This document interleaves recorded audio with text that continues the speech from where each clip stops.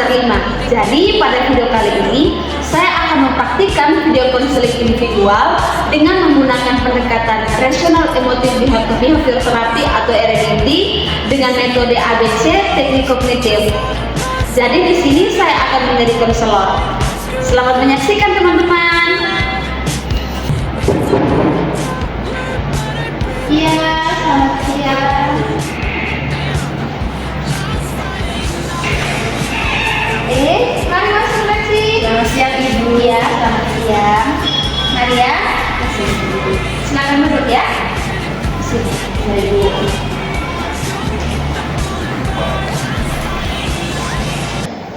Selamat siang Ibu. Siang, Naci.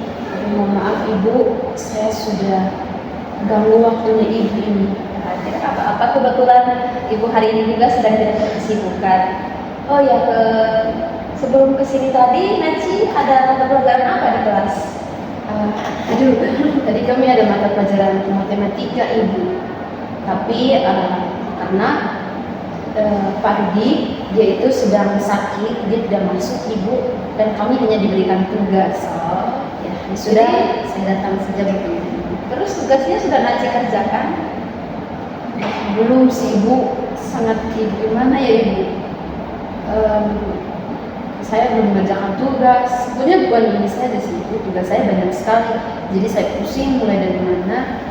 Entahlah, mungkin ada satu waktunya saya mau bekerja Ibu. Ya memang Ibu tahu yang sudah kebetulan Naci sekarang sudah kelas berapa?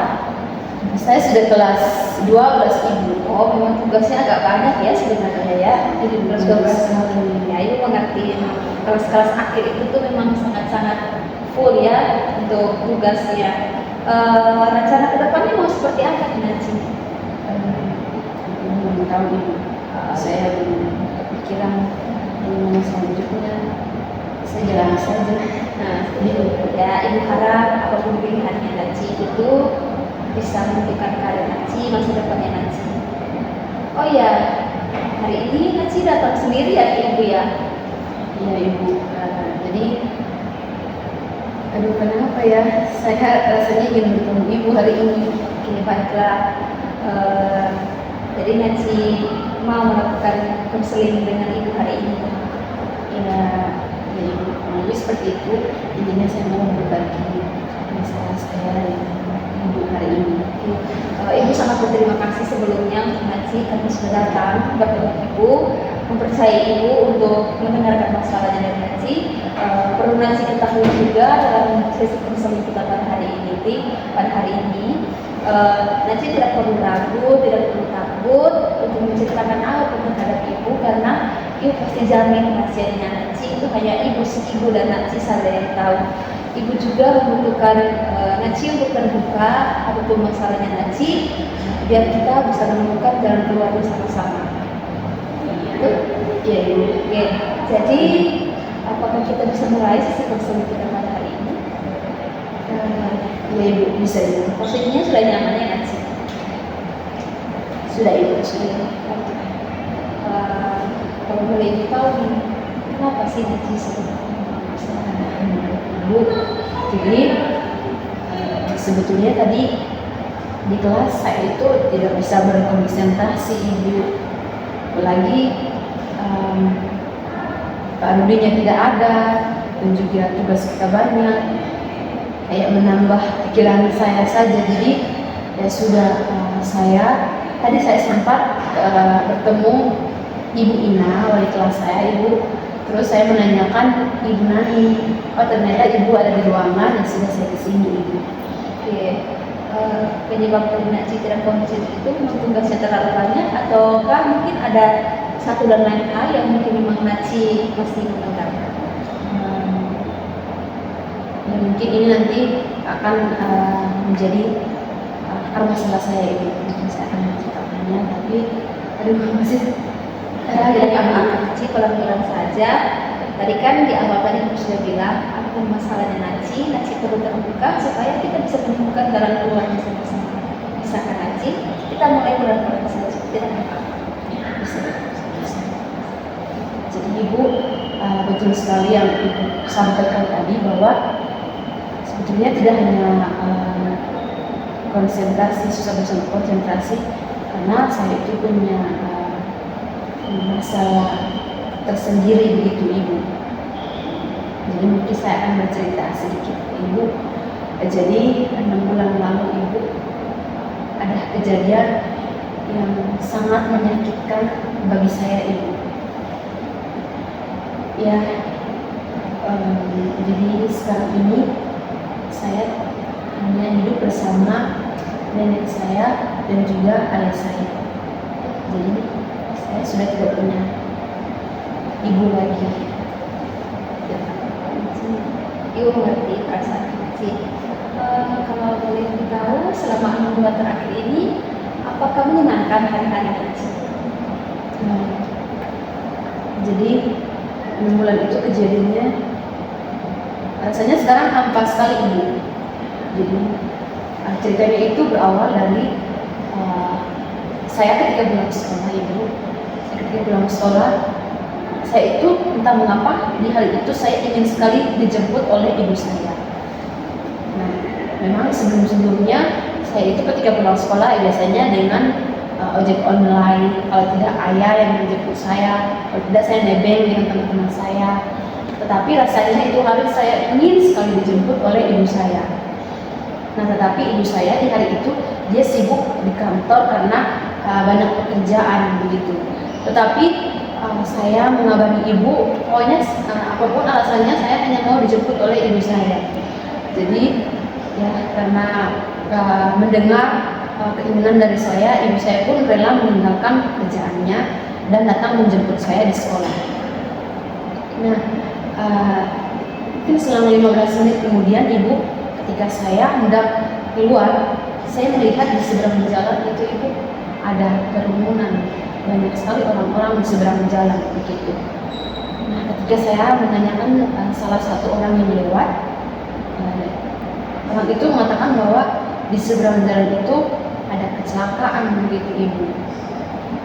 Aduh, saya tidak bisa melanjutkannya Ibu.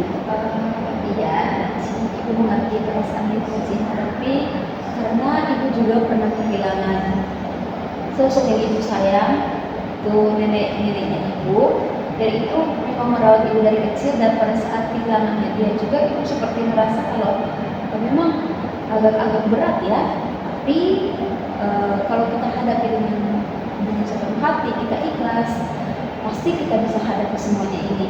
Tidak apa-apa nanti bisa ungkapkan pelan-pelan saja. Jadi ketika itu saya memang tidak punya bayangan, mungkin betul hanya ada tabrak lari mungkin begitu ya. Tapi ketika saya mendekati kerumunan warga, saya melihat tas yang tergeletak di jalan itu seperti tidak asing gitu. Mirip sekali dengan tas ibu saya. Saya berusaha untuk tidak membayangkan hal yang tidak aneh ya Ibu, tidak membayangkan hal-hal yang aneh. Tapi semakin saya mendekat, perasaan itu sudah tidak bisa ditahan lagi, kayak ini siapa ya begitu ya Ibu. Saya takut sekali, tapi saya tetap optimis mudah-mudahan bukan ibu saya begitu. Tapi ketika saya melihat para warga mengangkat orang yang kecelakaan itu, Ibu, itu ternyata adalah ibu saya. Ibu saya ditabrak oleh mobil. Saya tidak tahu kronologinya seperti apa sampai ditabrak, tetapi ketika melihat itu korban yang diangkat itu, saya merasa saya sudah membunuh orang itu. Jadi rasanya sangat hancur. Saya langsung berteriak, saya langsung menangis, langsung mendekati kerumunan warga dengan penuh darah. Saya memeluk ibu saya, tetapi orang-orang di sekitar mengatakan bahwa ibu saya sudah tidak bisa tertolong. Jadi maka dari itu Ibu, sampai sekarang saya masih dikelilingi oleh rasa bersalah bahwa ibu meninggal itu gara-gara saya. Kalau memang saya tidak menelpon ibu itu hari, mungkin semua ini tidak akan terjadi. Ibu memahami apa yang Nancy rasakan. Lalu sekarang selain perasaan bersalah, lalu perasaan bersalah itu apa lagi yang Naci rasakan? Tentunya sangat kesepian Ibu. Rasa ini selalu mengganggu pikiran saya sehingga saya susah berkonsentrasi di dalam kelas itu. Rasanya Tuhan sangat tidak adil dengan kehidupan saya. Ibu, kenapa ini semua terjadi dengan saya begitu? Coba sih dari awal saya tidak mengatakan ini. Ya mungkin semua ini tidak terjadi Ibu. Rasanya Tuhan tidak adil sekali dengan saya. Semua ini karena saya. Mari kita perlu Naci ketahui bahwa yang merasa kehilangan itu bukan hanya Naci saja, tapi ayah dari Naci, neneknya Naci, lalu orang tua dari ibunya Naci juga merasa sangat-sangat kehilangan atas kematian ibunya Naci. Tapi yang mereka lakukan itu mereka mengikhlaskan apa yang mereka terjadi pada saat itu memang sudah sesuai dengan ketentuan. Nah sekarang Naci juga harus seperti itu. Naci sekarang berpikir kalau seandainya ini mati bersama dengan ibunya Naci itu merupakan suatu tindakan yang baik, itu bukan di Naci. Itu tuh merupakan tindakan yang sangat-sangat salah dan itu pastinya nanti akan merugikan orang tua dari Naci. Kalau seandainya Naci terus-terusan diikuti oleh perasaan bersalah, maka karirnya Naci, sekolahnya Naci, bahkan Naci juga merupakan murid yang berprestasi di sekolah ini. Tapi ibu juga melihat semenjak 6 bulan terakhir ini memang prestasinya Naci juga agak sedikit turun. Nah, ibu juga bertanya-tanya nih dan ternyata inilah akar penyebabnya. Jadi ya perlu Naci ketahui bahwa yang merasa kehilangan itu bukan hanya Naci saja, tapi ayahnya Naci pasti kehilangan sosok yang sangat dia cintai.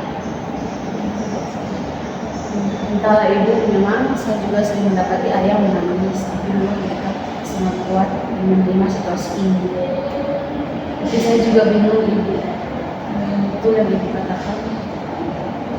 Saya bingung Ibu, saya jadi bingung harus bagaimana. Oke lah, apa Naci. Jadi sekarang ibu meminta Naci untuk memikirkan dulu apakah dengan semua rencana yang telah Naci buat itu seperti mati bersama itu, ibu Naci itu tuh bisa mengembalikan ibu Naci kembali bersama Naci. Mungkin tidak ya, mungkin masalah baru lagi. Lalu apakah dengan kematian Naci seperti Naci rencanakan tadi itu merupakan kabar baik untuk ayahnya Naci, keluarganya Naci? Mungkin tidak ya, kehilangan ibu saja mereka masih merasakan dukanya. Mungkin mungkin saya ikut mati bersama, mungkin akan semakin hancur ibu. Lalu apakah Naci merasa bahagia ketika Naci ikut mati bersama ibunya Naci? Tidak Ibu, karena Naci pasti tadi Naci sudah mengatakan kepada ibu kalau seandainya Naci tidak ada pasti menanggung beban untuk ayahnya Naci. Ya Naci harus berpikir sekarang Naci sudah menginjak kelas 12 bagaimana perjuangan ayahnya Naci supaya Naci bisa sampai pada titik ini. Pasti kalau seandainya ibunya Naci masih berada dengan Naci pada saat ini juga ibunya Naci juga pasti akan kecewa dengan Naci dengan apa yang semua yang dipikirkan oleh Naci. Jadi intinya bahwa semua kematian dari ibunya Naci itu merupakan takdir yang sudah diberikan oleh Tuhan. Jadi sekarang tergantung bagaimana dari Naci untuk menerima semua kenyataan yang sudah terjadi. Tidak boleh menyalahkan diri sendiri, itu merupakan suatu keikhlasan karena memang sudah terjadi jadi sesuai dengan kehendak Tuhan. Jadi tidak boleh menyalahkan Tuhan, kenapa Tuhan seperti ini kepada saya. Ibu juga pernah merasa kehilangan neneknya ibu, karena memang neneknya ibu ini dari kecil sudah bersama dengan ibu. Ya kalau ibu pikir-pikir ya memang kalau sudah itu sudah kehendaknya dari Tuhan, kita tidak bisa berbuat apa-apa selain kita mendoakan, kita mengikhlaskan juga. Itu Ibu. Jadi mungkin pemikiran saya sangat sempit ya Ibu. Memang karena rasa bersalah itu sampai saya berpikir bahwa apakah saya lebih baik ikut mati bersama saja supaya pikirannya juga ikut mati begitu. Tapi ternyata itu pasti akan menambah masalah bagi keluarga saya lagi, akan menambah duka bagi keluarga saya lagi. Saya tidak mau lagi ibu melihat orang tua saya sedih. Saya cukup merasakan kehilangan ibu. Jadi saya tidak mau lagi mereka merasakan hal yang sama untuk kedua kalinya. Nah, sekarang Najib mengerti bahwa ikut mati bukan jalan yang terbaik untuk menyelesaikan sebuah permasalahan. Jadi, hadapi permasalahan itu dan cobalah keluar dari permasalahan itu. Pasti Najib akan merasa tenang, Najib pasti akan merasa ibu saya sudah bahagia, ibu saya pasti sudah senang melihat saya dari atas. Jadi, Najib solusi ikut mati itu bukan jalan yang terbaik, karena itu sudah Najib tadi bahwa itu akan menanggung untuk ayah, nenek, untuk kakek, tante. Nah itu memang mereka kehilangan ibunya Najib saja mereka sudah sedih, apalagi kebetulan Najib juga anak tunggal yang harapan satunya mereka, harta berharganya mereka hanya ada pada Najib saja, karena ibunya Najib sudah tiada. Betul sekali yang ibu sampaikan, karena saya juga sebagai anak tunggal, mungkin nanti saya yang harusnya membawa kebahagiaan di keluarga saya, gitu. Saya yang bisa menghilangkan kesepian dari ayah saya. Jadi saya akan mencoba ibu mengikhlaskan dan mendoakan, menerima bahwa ini adalah takdir dan juga kehendak Tuhan. Jadi mungkin kedepannya saya akan mencoba mengikhlaskan dan juga menerima memang seperti ini takdir dan jalan hidup yang harus saya jalani. Oke, Najib. Untuk sekarang apa yang Najib rasakan setelah? Jujur rasanya sedikit lega ya ibu, saya bisa berbagi cerita dengan ibu dan juga terima kasih ibu sudah berbagi pengalamannya kepada saya, bahwa memang sebelumnya saya itu berpikir bahwa semua ini kesalahan saya, tapi saya berterima kasih kepada ibu sudah menyadarkan saya bahwa hidup itu harus tetap dijalani. Ikut mati bersama itu bukan jalan yang terbaik, tapi hanya menambah masalah saja. Jadi di sini tadi selama ini memang pikiran saya disempit bahwa semuanya itu salah saya. Jadi kedepannya mungkin saya akan coba untuk mengikhlaskan dan juga menjalani hidup saya yang sekarang. Oke, kita bahas sedikit lagi. Cobalah untuk keluar dari masalahnya Najib. Coba Najib bangkit kembali. Najib kembalikan prestasinya Najib yang dulu. Bangun afirmasi positif dalam diri Najib bahwa ketika saya berprestasi, pasti ibu saya melihat dari atas nih. Pasti ibu saya akan bangga terhadap saya. Buatlah ayahnya Najib bahagia. Memang bukan hanya 1-2 hari ya untuk menyelesaikan ini, tapi butuh waktu yang cukup lama. Tapi ibu yakin kalau Najib bisa keluar dari permasalahan ini. Oke, jadi setelah perselisihan ini apa yang Najib bisa simpulkan? Jadi kesimpulannya bahwa bukan hanya saya yang merasakan hal seperti ini, bisa dibilang seperti itu, bahwa saya itu tidak usah pakai semangat. Hidup itu harus terus dijalani. Saya harus bisa menerima kenyataan dan saya tidak boleh berpikir sempit bahwa semua ini kesalahan saya. Saya harus coba mengikhlaskan bahwa ini adalah kehendak Tuhan, bukan Tuhan yang tidak adil terhadap saya. Jadi kedepannya saya akan mencoba untuk berpikir positif dan juga berusaha untuk tetap semangat. Betul sekali ya Najib rasakan memang hidup itu terus berjalan dan Najib juga harus menjalani hari-hari Najib penuh dengan kebahagiaan, penuh dengan hati yang lapang dada, penuh dengan keikhlasan untuk menerima semua kenyataan ini. Baiklah Najib, kebetulan ibu juga ada mau keluar dari dinas, jadi mungkin bisa selesai di sini saja sisi konseling kita. Tapi sebelum itu kita sepakat dulu kita bertemu kembali. Boleh kan saya bertemu lagi ya ibu? Iya, itu saja boleh. Jadi Najib, saya jadwal konselingnya di hari Jumat ibu. Oke baiklah, hari Jumat lusa ini ya bisa bertemu lagi dengan ibu kan? Sangat bisa mau sekali. Oke baiklah.